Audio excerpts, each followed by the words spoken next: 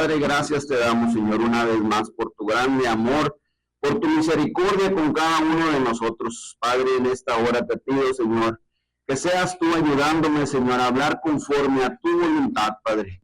Y ayúdanos, Señor, a no solamente a ser oidores, sino hacedores de tu palabra. En el nombre de Cristo Jesús. Hermanos, Dios les bendiga. Qué bueno que puedan estar el día de hoy aquí. ¿De qué hablamos la semana pasada? ¿Se acuerdan? Y traigo continuación este día. El tema de la semana pasada era principios de siembra y de cosecha. El día de hoy vamos a seguir hablando de lo mismo. Busque conmigo, vamos a usar el mismo versículo, Gálatas capítulo 6, versículo 7. Si usted tiene un mes dentro del Evangelio, si usted tiene 10 años, si usted tiene 20 años, si usted es católico, si usted es testigo de Jehová, si usted es ateo, esto se va a cumplir en su vida. Dice la palabra de Dios en el nombre del Padre, del Hijo y del Espíritu Santo. Gálatas capítulo 6, versículo 7. No os engañéis, Dios no puede ser burlado, pues todo lo que el hombre sembrare, eso también segará.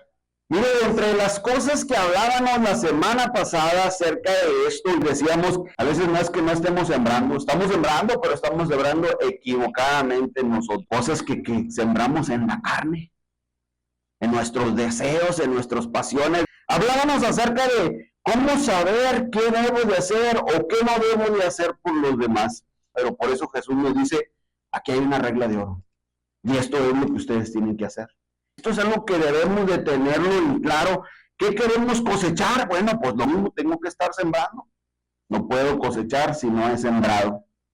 Otro principio de la siembra y la cosecha, y es que lo que cosechamos va a ser mucho más abundante de lo que sembramos. Pero tenemos que tener en cuenta, porque si sembramos el bien, pues va a ser grande la cosecha.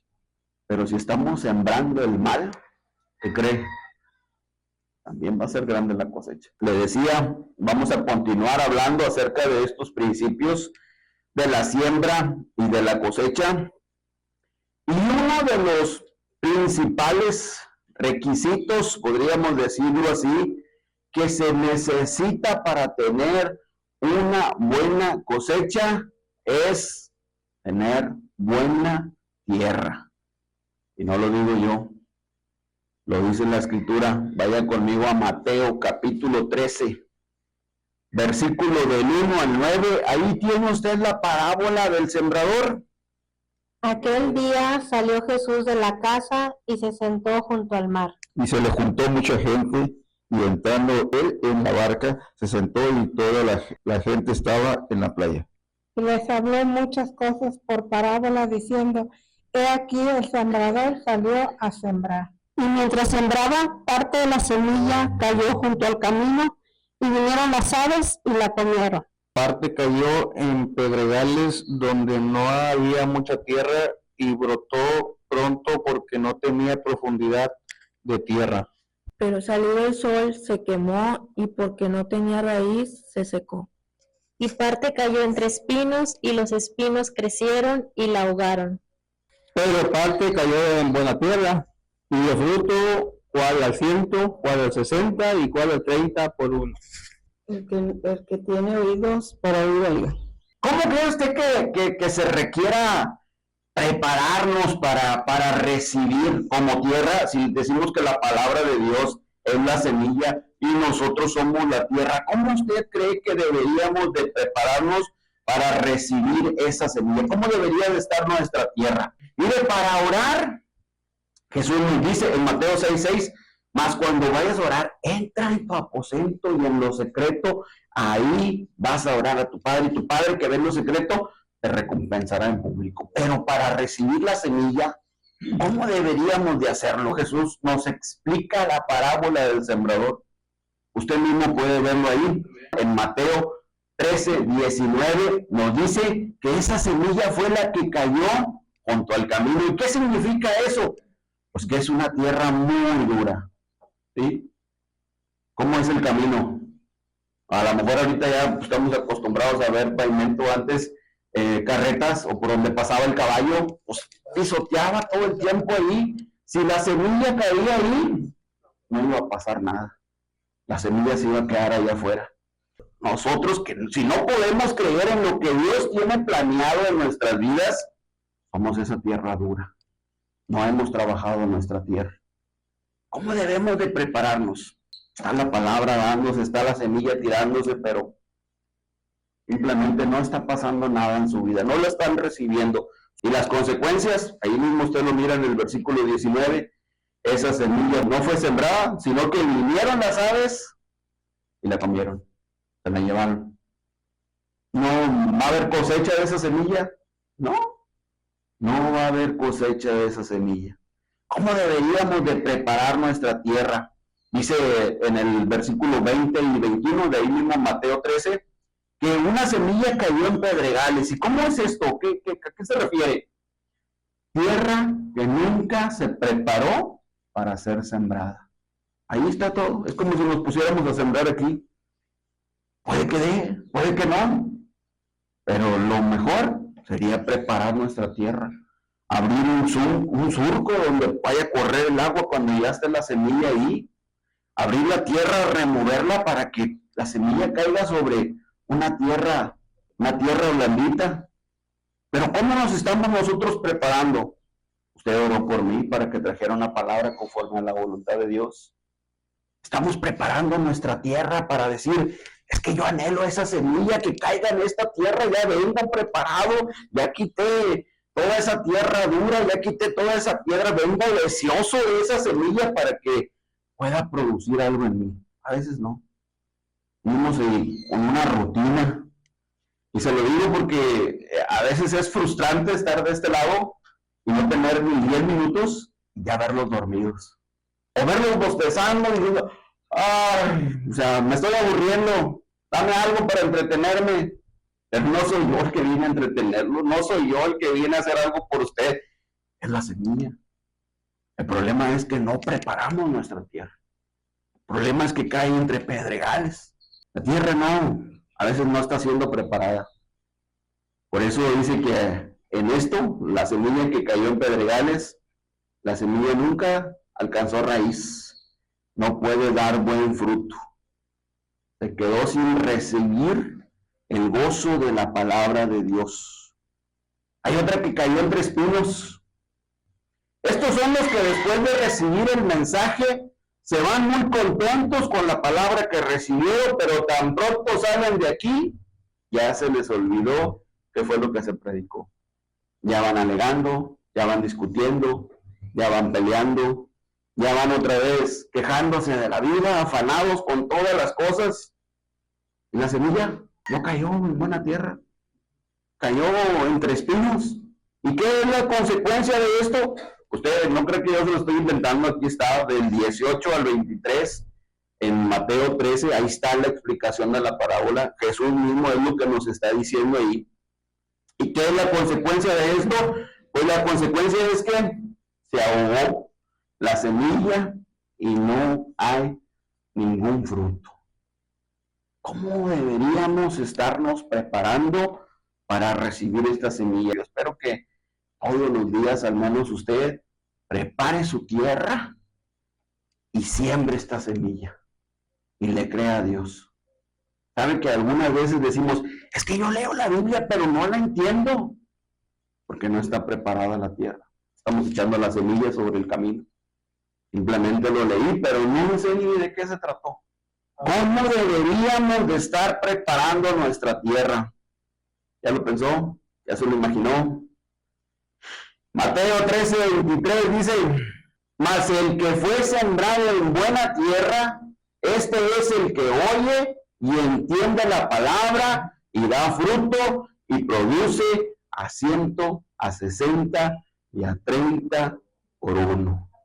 Esta es la buena tierra, la que está preparada, la que está lista para sembrarse, la que ya no tiene maleza, la que se limpia constantemente de espinos. Sí, yo también vengo aquí con mortificaciones, yo también vengo aquí con deudas, yo también vengo con problemas, yo también vengo con situaciones de enfermedad, yo también vengo con, a lo mejor en la mañana tuve un problema exactamente, una llamada que no me gustó, pero ¿sabe de qué? todo eso se va a quedar allá. Tengo que venir con mi tierra preparada, porque no es cualquier semilla la que voy a recibir, no es cualquier consejo el que voy a recibir. Al contrario, yo deseo que esta semilla sea sembrada en mí para que pueda dar fruto, para poder sobrepasar todas las aflicciones que tengo entre semana. Mateo 13:9, Jesús hablando dice, el que tenga oídos para oír, oiga. Esto quisiera no decirlo, pero no es para todos. Algunos otros no lo entenderán. Sin embargo, dice Jesús, el que lo entienda, ese va a hacer cambios. Ese va a dar realmente un fruto de lo que yo he sembrado en ellos. Otra de las parábolas, de ahí mismo lo encontramos en Mateo capítulo 13, a partir del versículo 24, y es la parábola del trigo y la cizaña. ¿Ya la ha leído? Esta parábola también, ahí más adelantito, si usted sigue por el capítulo 13, a partir del 36, Jesús la explica también. Es algo que a mí me gusta mucho en lo personal, porque no es necesario tomar ideas de otros predicadores o de alguien más que ya la haya hablado acerca de esto, sino que el mismo Jesús nos dice exactamente a qué quiere referirse. Le refiere otra parábola diciendo, el reino de los cielos es semejante a un hombre que sembró buena semilla en su campo. Pero mientras dormían los hombres, vino su enemigo y sembró cizaña entre el trigo y se fue. Y cuando salió la hierba y dio fruto, entonces apareció también la cizaña. Vinieron entonces los siervos del padre de familia y le dijeron, Señor, ¿no sembraste buena semilla en tu campo? ¿De dónde pues tienes cizaña? Dice el 28, él les dijo, un enemigo ha hecho esto. Y los siervos le dijeron, ¿quieres pues que vayamos y la arranquemos? Y él le dijo, no sea que al arrancar la cizaña, arranquéis también con ella el trigo. Dejar crecer juntamente lo uno y lo otro hasta la siega. Y al tiempo de la siega, yo diré a los segadores, recoger primero la cizaña y atarla en manojos para quemarla, pero recoger el trigo en mi granero. Yo sé que muchas veces usted ha leído también esta parábola y sabe a qué se refiere. Y hemos dicho aquí cómo podemos diferenciar entre el trigo y la cizaña. Recuerda alguna de las formas, la que más comúnmente nosotros sabemos, y lo sabemos por teoría, al menos yo en práctica nunca he visto el grano del trigo y nunca he visto la cizaña, pero se dice que cuando ya está en la espiga, usted toca no sé si se diga la vainita o algo, y se siente la semillita del trigo. Y cuando es cizaña, se truena, está hueca, está vacía, no hay nada, es un polvo nada más. Pero en sí es muy parecida. Entonces aquí dice que los trabajadores, los segadores le decían, pues vamos a cortar la cizaña y así se queda el puro trigo, y le dice el Señor, no, porque en realidad no vas a saber cuál es el trigo y cuál es la cizaña. Muchas veces, te soy sincero, he orado a Dios y le he dicho, Señor, ¿podemos decirle a alguien de la iglesia que ya no venga?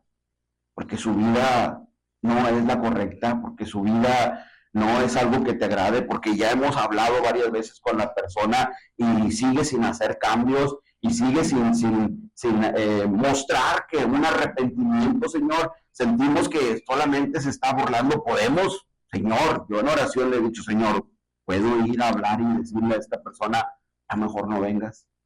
Dice el Señor, no, porque en una de esas te vas a llevar el trigo también. Si yo corro a alguien de ustedes, porque yo sé que anda en una vida mal, tal vez muchos van a decir, no, pero ¿por qué hizo eso? No, pues yo tampoco ya no voy a ir. Y uno era cizaña y uno era trigo. Por eso dice el Señor, no, déjalo crecer junto, déjalo que crezca junto. ¿Y cómo va a suceder al final de los tiempos? Pues ahí está la explicación.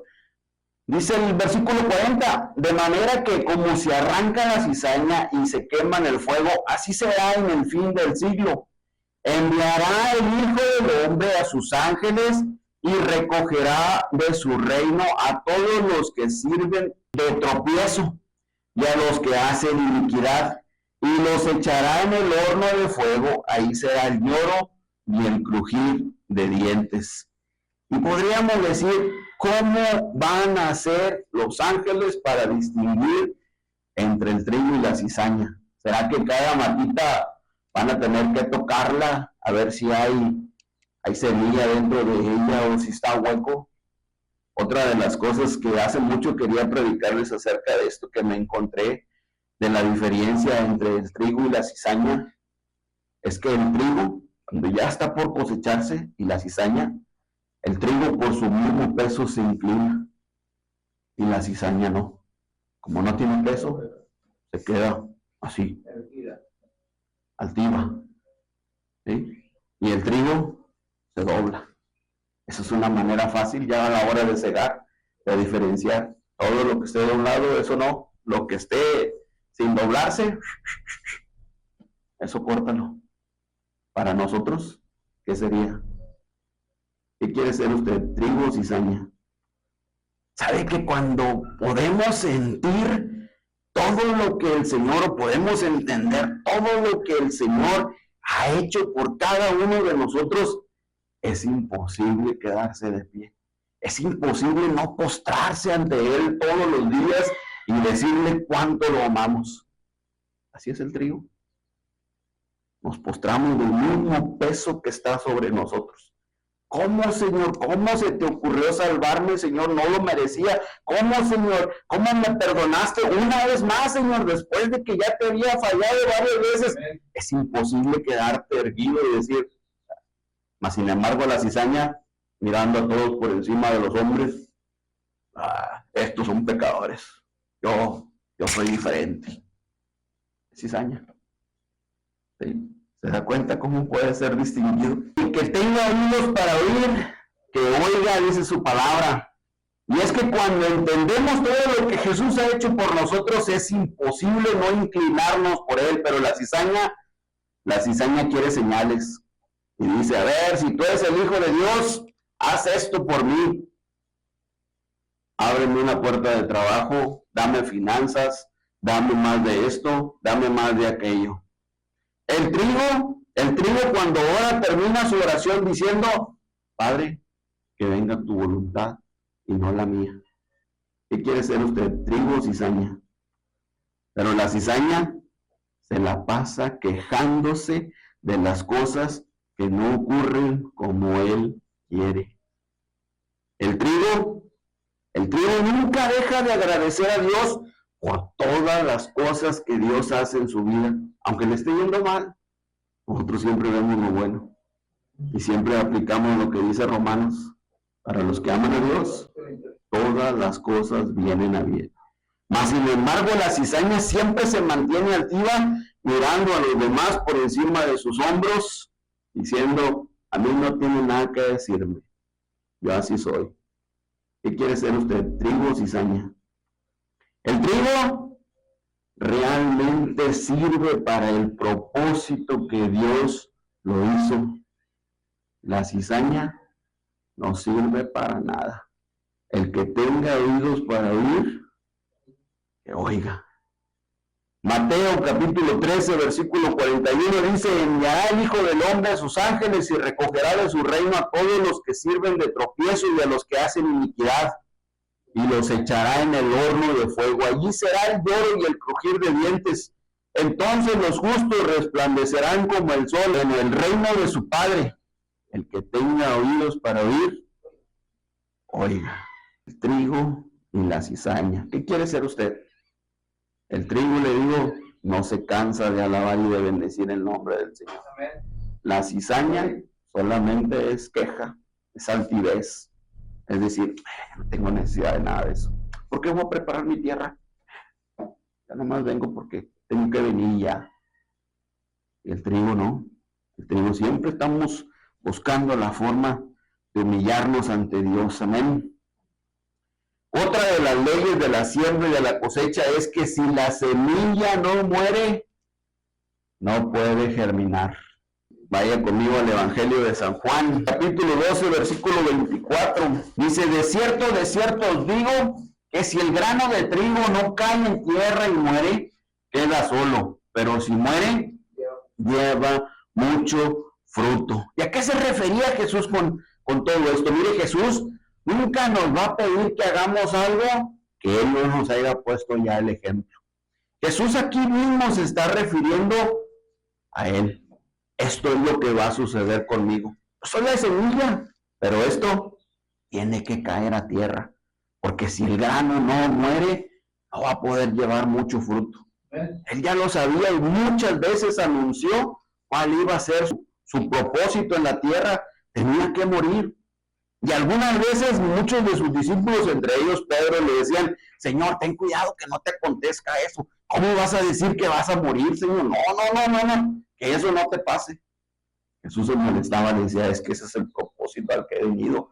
Eso fue lo que mi Padre me envió. En el capítulo 3 le dice la plática que tiene con Nicodemo en el versículo 14. Y como Moisés levantó la serpiente en el desierto, así es necesario que el Hijo del Hombre sea levantado para que todo aquel que en él cree no se pierda, mas tenga vida eterna. Él sabía que ese era su propósito. ¿Alguien sabe cómo o para qué Moisés levantó una serpiente en el desierto?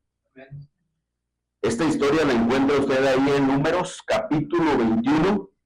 Dice que estaban en medio del desierto y la gente no dejaba de quejarse y de blasfemar en contra de Dios y en contra de Moisés. Dios envió serpientes ardientes, serpientes venenosas, y empezó a morir mucho pueblo. Y el pueblo entonces dijo, no, ¿sabes de qué, Moisés? Habla con Dios, pide perdón, que nos perdone y que quite esas serpientes del medio de nosotros. Moisés habló con Dios. Dios le dijo, hazte una serpiente ardiente de bronce, la vas a poner sobre una asta y la vas a poner en alto. Dios podía quitar las serpientes, pero él dijo, las serpientes no se van a quitar. Y en la historia, ahí en el capítulo 21 de Números le dice, y si alguno fuera mordido por una de estas serpientes, y mira la serpiente de bronce en el asta, entonces no morirá, entonces sanará. ¿Sí? Tampoco les prometió que no iba a haber mordeduras, ni que no iba a haber serpientes, pero les estaba dando una solución. Y Jesús en el capítulo 3 del Evangelio de Juan nos dice, así como Moisés levantó la serpiente. Entonces, ¿a qué se está refiriendo? Está diciendo, yo voy a tener que morir, y voy a tener que ser puesto en una cruz, y voy a tener que ser puesto en alto, pero el que voltee a verme a mí y crea en mí, va a tener vida eterna.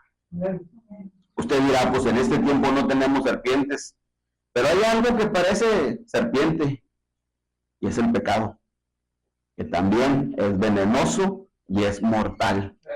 La paga del pecado es la muerte. Y Dios puede quitar el pecado, lo puede quitar, pero Él ha dicho, esta es la forma que lo voy a hacer. El Hijo del Hombre fue levantado, y todo el que lo mirare y creyere en Él, entonces va a ser sanado, va a ser salvado, va a ser limpio de todo pecado. ¿Le ha mordido alguna serpiente?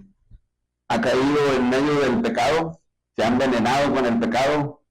Miren, si alguno dice que nunca ha pecado, mentiroso. Ese veneno sigue siendo igual de peligroso. Pero si alguno mira la cruz de Jesús y cree que Él le puede salvar, dice la Escritura, no morirá, sino que vivirá. Por eso dice Jesús en su palabra, si la semilla no cae a tierra y muere, no puede producir fruto. La semilla no muere, no puede germinar. Hay una historia de la hermana Marta Velázquez, que decía, no le quite el dedito, ¿se acuerdan, hermano? No le quite el dedito de ahí. E íbamos por ella los miércoles, la traíamos a la oración. Y me acuerdo una vez que ella me platicó, fuimos a dejarla ya a su casa, Y ella me decía, ¿tú no sabes cuánto oro para que mi familia venga a los pies de Cristo? En ese tiempo, algunos conocían, algunos no, pero eran pocos los que andaban dentro del Evangelio. Me platicaba y decía, yo siento que tal persona está cerca de venir, pero hombre, aquel de Tiro está bien lejos. Pero yo sigo orando y sigo pidiendo a Dios. Y en una ocasión me dijo que en las oraciones que ella había hecho, Dios le había dicho que era necesario caer la semilla en tierra, y cuando eso sucediera, iba a haber mucho fruto. Y yo me quedaba, ¿y cómo la entendió usted, doña Marta? Y ella dijo, voy a morir. No voy a ver que mi familia se convierte, pero voy a morir. Y Dios me ha dicho que cuando yo sea puesta en tierra, entonces va a haber mucho fruto. Amén. Ahí está. El lugar donde ella vivía, ahora es un lugar donde es una congregación, donde continuamente se está haciendo el llamado a venir al arrepentimiento, donde se alaba a Dios, donde se predica la palabra de Dios, donde hay gente activa que está yendo a los hospitales, está yendo a llevar el alimento, a llevar la palabra. ¿Puede creerlo? O sea, esto es verdad. Si la semilla, y ella lo entendió así, uno a lo mejor no puede dar el consejo, no lo puede entender y diría, bueno, ay, doña Marta, mejor cuide de que no le suceda eso, como Pedro le dijo a Jesús, Señor, ten cuidado que eso no acontezca, pero solamente el que está recibiendo de parte de Dios la palabra es que puede realmente entenderlo y decir, esto va a suceder así. Ella tenía toda la convicción y dijo, después de que yo muera, tú vas a ver, le dijo, tú vas a ver todo lo que el Señor va a hacer en mi casa. Y hasta el día de hoy lo sigo viendo. Si la semilla no cae a tierra, no puede germinar. Y el Señor, cuando nos dice esto, le digo a él, absolutamente nada nos obliga a hacer sin habernos dado el ejemplo. Y los versículos siguientes de Juan, capítulo 12, versículo 24, donde nos decía esto acerca de la semilla, el versículo 25 dice, el que ama su vida la perderá. Y el que aborrece su vida en este mundo, para vida eterna la guarda. Si alguno me sirve, sígame. Y donde yo estuviere, ahí también estará mi servidor. Si alguno me sirve, mi Padre le honrará. Amén. Hemos dicho que la palabra de Dios es la semilla. Hemos dicho que nosotros somos la tierra. Pues nosotros también, como lo estamos viendo en este ejemplo, también nos habla y nos dice, hay algo más que tienes que hacer para preparar tu tierra. Y es que hay que morir a nosotros mismos. No desear tanto el yo ser, el yo querer, el yo obtener, el yo lograr, sino el desear, ¿qué quieres tú, Señor?